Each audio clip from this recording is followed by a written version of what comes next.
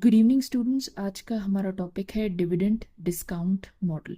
Dividend discount model एक simple सा process है जिसके थ्रू आप किसी भी कंपनी का जो स्टॉक होता है, जो शेयर होता है, उसकी वैल्यू को एस्टिमेट करते हैं।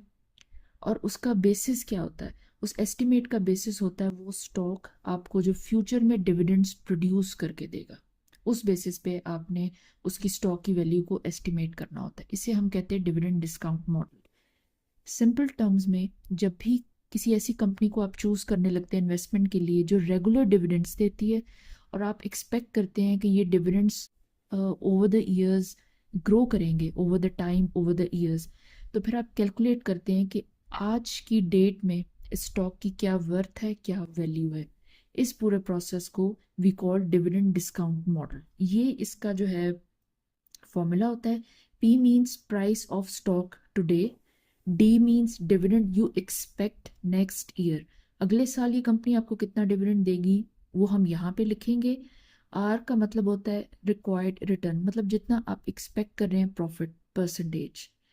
और ये है G, G means growth rate, growth rate जो डिविडेंड का है। हम इसके लिए ना एक रियल एग्जांपल लेंगे।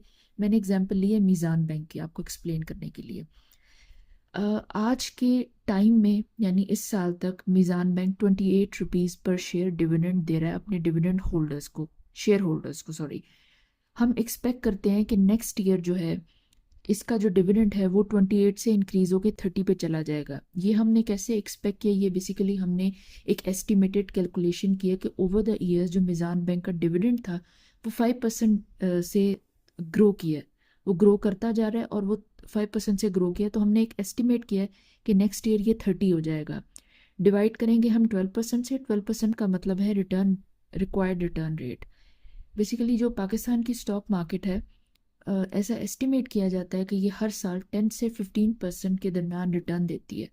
तो एक कंजर्वेटिव अप्रोच के हिसाब से हमने 12% वैल्यू ली है और 5% जो ग्रोथ रेट है, हर साल जो मीज़ान बैंक का डिविडेंड है वो 5% से ग्रो कर रहा है। ये दोनों चीज़ें हमने पास डाटा की बेस पे एस्टिमेट करके वैल्यूज़ निकाली हैं। ओके, तो जो डीडीएम आया हमारा, यानी आज के टाइम पे जो मीज़ान बैंक के स्टॉक की वर्थ बनती है, जो डीडीएम बनता है, दैट इज़ 428 रुपीज़।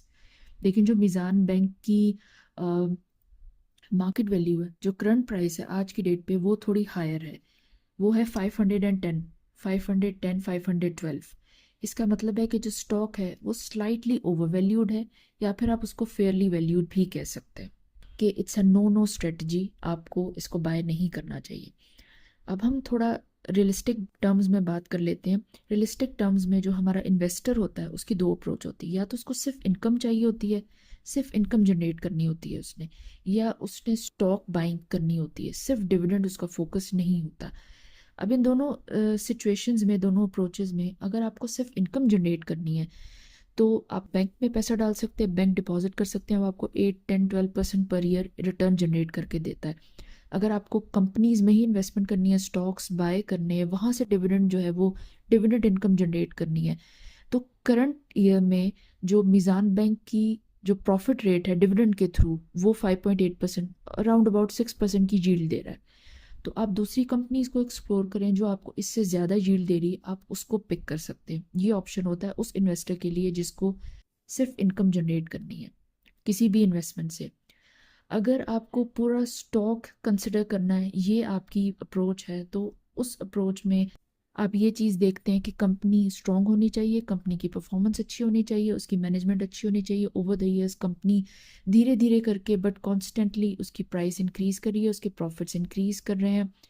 कंपनी की मैनेजमेंट, एवरीथिंग इज़ गुड, उनके जो प्रोडक्ट्स हैं वो सब अच्छे हैं, उनके कस्टमर बेस उसे कहते हैं वो इंक्रीज कर रही है। ये आपको फाइनेंशियल स्टेटमेंट से सारी जो है वो इन्फॉर्मेशन मिल जाती है।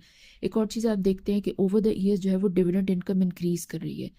तो इस सूरत में जब आप किसी कंपनी को पिक करते हैं तो वो एक स्ट्रॉन्ग कंपनी बन जाती है आपके लिए। वो आपको ओवर द ईयर्स डिविडेंड भी पे करेगी और इंक्रीज्ड डिविडेंड इनकम भी आपको मिलेगी, प्लस आपको कैपिटल गेन भी मिलेगा।